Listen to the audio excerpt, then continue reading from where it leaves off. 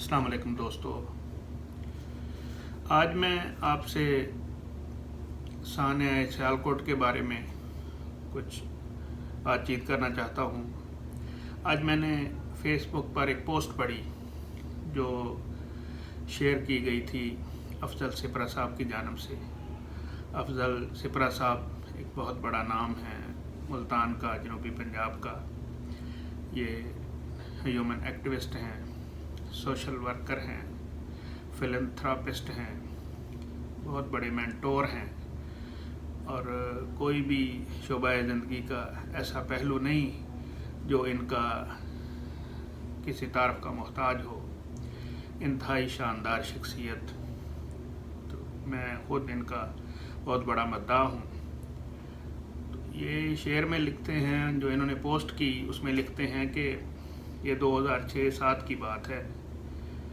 ये crescent lines club के governor थे उस वक़्त। ये एक इंटरनेशनल क्लब है, रज़ाकार क्लब है जो मुख्तलिफ़ खिदमात सर अंजाम देता है, जिस तरह से कि आँखों के ऑपरेशन हो गए या ये तालू होंठ वगैरह जिन बच्चों के या जिन लोगों के बाई बर्थ जो हों, मतलब उनका इलाज होने वाला हो या माजूर हो, उसका वो ऑपरेशन करवाते हैं। इसके अलावा इनके मतलब जैसे ट्री प्लांटेशन है, साफ़ पानी की फराहमी है, इस तरह के प्रोजेक्ट्स ये करते हैं। शुगर है या हार्ट के प्रॉब्लम्स हैं, उसके जो मुहिम चलाना, उसका इलाज करना, उसके लिए जो मोटिवेशन हो सकती है ये करते हैं। तो ये बहरहाल ये एक लंबा तारफ़ है, ये किसी और नशिस्त में करेंगे। तो ये आज मैं जो आपसे इनकी पोस्ट के बारे में शेयर करने जा रहा हूँ। मैंने जब से ये पोस्ट पढ़ी है, ये कोई 19-20 घंटे पहले की बात है, तो मेरे सामने बहुत सारे सवालिया निशान हैं। मुझे कुछ समझ नहीं आ रही कि इस पोस्ट के एंड पे जो इन्होंने सवाल एक छोड़ा है हमारी सारी कौम के लिए, हमारे माशरे के लिए, उसका क्या जवाब होना चाहिए। ये पोस्ट में लिखते हैं, ये 2006-07 की बात है जब मैं डिस्ट्रिक्ट गवर्नर था लायंस क्लब 305N1 का। तो उस साल का जो था ना, इनका एक प्रोग्राम होता है। उस प्रोग्राम में था कार्निया ट्रांसप्लांट करना या कार्निया की पैबंदकारी। तो आँखों का इन्होंने ना वो कार्निया चेंज करने थे, उसका इलाज करना था। तो ये कहते हैं अभी हमने श्रीलंका से 60 जो है वो आंखें मंगवाई और वो जो लोग देख नहीं सकते थे उनकी बिनाई वापस आ गई, जो नाबीना थे वो बीना हो गए। तो जब ये बॉक्स आया तो मुल्तान एयरपोर्ट पर मैं अपने साथियों समेत वहाँ गया। तो इतना मेरे लिए ये बड़ा कोई एहसानमंदी का मौका था। तो मेरे कहते हैं भी ये बॉक्स जो मैं रिसीव कर रहा था तो मेरे हाथ कांप रहे थे। तो इस बॉक्स पर एक फ़िक्रा लिखा हुआ था, एक स्टिकर लगा हुआ था, उस पर लिखा हुआ था gift from peoples of Sri Lanka to the people of Pakistan. तो वो हमने वहाँ से वसूल किया, 60 लोगों की बिनाई वापस आ गई। ये बड़ा आज तक मैं एहसानमंद हूँ उनका, श्रीलंकन्स का। तो मैं ये सोच रहा हूँ कि हम वो जो मैनेजर जिनको मार दिया गया है, बेमौत मार दिया गया है, जब हम उसका ताबूत वापस करेंगे तो उस ताबूत पर स्टिकर पर क्या लिखेंगे, ये एक सवालिया निशान है। ये मुझसे भी सवाल है, आपसे भी सवाल है, ये हमारे सारे माशरे से सवाल है। जहाँ तक मैं समझता हूँ कि हमारा मुआशरा जो है वो बुरी तरह मिसगाइडेड है। इसको मिसगाइड किया जा रहा है, इसको गुमराह किया जा रहा है। یہ ایسے سمجھ لیں بھئی ہمارے معاشرے کو اگر 2 طبقوں میں تقسیم کر لیں تو یا تو آپ کو بھیڑیں ہی نظر آئیں گی، 80% بھیڑیں ہی نظر آئیں گی، جو 20% باقی بچ جاتے ہیں وہ آپ کو بھیڑیے لگیں گے۔ بھیڑیں ہیں، ان کی عقل ہی نہیں، وہ کچھ سوچ ہی نہیں سکتے، کچھ سمجھ نہیں سکتے، وہ اندھا دھند تقلید کرتے جا رہے ہیں، اور جن کو پتہ ہے ان کو پتہ ہونے کے باوجود وہ ایک بھیڑیے کا رول پلے کر رہے ہیں۔ وہ سارے اصول، قوانین، ضوابط سب کو اپنے پاؤں تلے رونتے چلے جا رہے ہیں، اور مائٹ از رائٹ والی بات بنی ہوئی ہے۔ میرے خیال میں یہ جو سانحہ ہوا ہے، اس کا جو پس منظر ہے، تھوڑا سا پیچھے چلے جائیں تو اس کے پیچھے ہمارے اپنے کچھ، ہماری عدالتوں کے، ہمارے جو حکومتیں ہیں، یا ہماری جو ملٹری ہے، یا ہماری اسٹیبلشمنٹ ہے، ان کے کچھ کیے دھرے، کچھ ایسے کوئی انہوں نے کارنامے سر انجام دیے ہیں، جس وجہ سے اب لوگ یہ سمجھتے ہیں بھی اگر کسی نے بلاسفیمی یا گستاخی رسول ہم سب کے ماں باپ قربان حضور صلی اللہ علیہ وآلہ وسلم پر اور ان کی آل پر، تو یہ جیسے وہ جو قادری صاحب ہیں،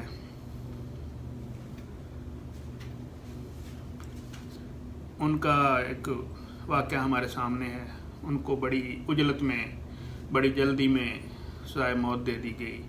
یا آسیہ ملونہ کا کیس ہے، آسیہ کو سارے انتظامات کر کے راتوں رات ان کو باہر بھیجنے کی جلدی تھی۔ یا ریمنڈ ڈیوس کا معاملہ ہے، لوگ یہ سمجھتے ہیں، لوگ انسیکیور ہیں، ان کا اعتماد اٹھ گیا ہے ہماری عدالتوں سے، ہماری اسٹیبلشمنٹ سے، یا جو بھی لوگ جن کو فرنٹ پہ آ کے یہ سارے معاملات خود ٹیکل کرنے چاہیے، عوام کا ایک اعتماد بحال کرنا چاہیے، لیکن یہ نہیں ہو پا رہا۔ بہرحال ہمارا، میں ایک بنیادی طور پر سمجھتا ہوں بھئی 4 قسم کے جو ہے نا وہ مسالک، بڑے اہم جو مسالک پاکستان میں ہیں، وہ فقہ حنفیہ، اہل حدیث ہے، یا وہ اپنا شافعی ہیں یا حنبلی ہیں، یا فقہ جعفریہ ہے۔ یہ 5 قسم کے مکتبہ فکر کے لوگ، یا اسکول آف تھاٹ انہیں کہہ لیں، اسکول آف تھاٹ کے لوگ ہمارے ملک میں زیادہ ہیں۔ تو اس کا اگر پس منظر دیکھیں، اگر اس کے بیک پہ جائیں تو حضرت جو امام جعفر صادق ہیں رحمۃ اللہ علیہ، ان کے شاگرد جو ہے نا وہ ان سے علم حاصل کیا ہے امام ابو حنیفہ رحمۃ اللہ علیہ نے، اور امام ابو حنیفہ اور امام مالک، ان کا آپس میں 13 سال کا فاصلہ ہے۔ امام ابو حنیفہ پہلے ہیں، امام مالک 13 سال بعد ہیں، تقریباً وہ ایک ہی دور بن جاتا ہے، یا اگر 13 سال کوئی سینئر ہے تو اس سے سیکھا جا سکتا ہے۔ تو حضرت امام مالک اور حضرت امام ابو حنیفہ یہ ایک ہی دور میں ہیں، یا ایک دوسرے سے ملے ہوں گے یا سیکھا ہوگا، یا مطلب ایک ہی دور میں، کنٹمپریری جسے کہتے ہیں۔ تو اس کے بعد حضرت امام شافعی جو ہیں حضرت امام مالک کے شاگرد ہیں، اور حضرت امام احمد بن حنبل امام شافعی کے شاگرد ہیں۔ تو ان کے درمیان اتنا کوئی اختلاف نہیں پایا جاتا۔ اصل میں یہ ایک منافرت اور یہ شدت جو معاشرے میں پیدا کر دی گئی ہے، یہ ہمارے جو علماء حضرات ہیں ان کا بھی مطلب ان کو بھی چاہیے کہ اس میں کوئی نرمی پیدا کریں۔ یہ سارے معاملات حکومت کے یا کوئی بھی کام ایسے ہیں جو گورنمنٹ نے کرنے ہیں یا عدالتوں نے کرنے ہیں، وہ ہم اگر کرنے لگ جائیں گے تو پھر یہ سسٹم نہیں چلے گا۔ تو یہ تمام علماء کرام سے میری گزارش ہے کہ اس کو بیٹھ کے کوئی طے کر کے کوئی نصاب بنا لیں، جس میں سارے مسلمان جو ہے نا وہ کام کریں تو کم از کم پاس تو ہو جائے نا، پاس مارکس کا کوئی نصاب بنا لیں. اگر بہت زیادہ پرفارمنس اگر کسی نے دکھانی ہے تو اپنے لیول پہ وہ انڈیویجولی کر سکتا ہے، لیکن وہ ایک نصاب ایسا بن جائے بھی یہ 5 نمازیں ہیں، روزہ ہے، حج ہے، زکوٰۃ ہے، جیسے اس کو کیسے کیسے کرنا ہے تو وہ سارے ہی اس پہ متفق ہو کے سائن کر دیں، ایک چارٹر بن جائے. ڈیموکریسی پہ تو چارٹر بن سکتا ہے لیکن دین پہ نہیں بنتا نظر آ رہا. تو میری گزارش ہے تمام جو مکتبہ فکر کے لوگ ہیں، تمام جو اہل شعور ہیں، جو یہ سمجھ رکھتے ہیں کہ ہمارا معاشرہ کس طرف جا رہا ہے، اس کو سیدھا کرنے کے لیے اپنا رول پلے کرنا چاہتے ہیں، تو ہر کسی کو آواز اٹھانی چاہیے. ہر کسی کو اپنے اپنے فورم پہ، اپنے اپنے لیول پہ یہ کوشش کرنی چاہیے کہ ہم جہاں جا کے کھڑے ہو گئے ہیں نا، اس سے آگے کھائی ہے، بہت بڑی کھائی، جس سے گرنے سے کوئی بھی نہیں بچے گا. اب تو یہ واقعات ہیں نا، اکا دکا واقعات ہو رہے ہیں، تو یہ آگے ہمارا معاشرہ جس طرف جا رہا ہے، ہماری مذہبی سختیاں جتنی بڑھ گئی ہیں، یا ہم لوگوں نے خود ہی اپنے اوپر یہ فرض کر لیے ہیں بھی یہ ہو گیا تو ہم نے یہ کر دینا ہے، یہ ساری چیزیں ہم کو ٹھیک کرنی ہوں گی. اگر نہیں ٹھیک کریں گے تو ہمارا معاشرہ بھی تباہ ہو جائے گا، ہم خود بھی تباہ ہو جائیں گے. اللہ تعالی ہمیں ہدایت نصیب فرمائے، اللہ تعالی ہمیں آسانیاں عطا کرے اور آسانیاں تقسیم کرنے کی توفیق عطا کرے. وما علینا الا البلاغ. السلام علیکم. اللہ آپ کا حامی و ناصر.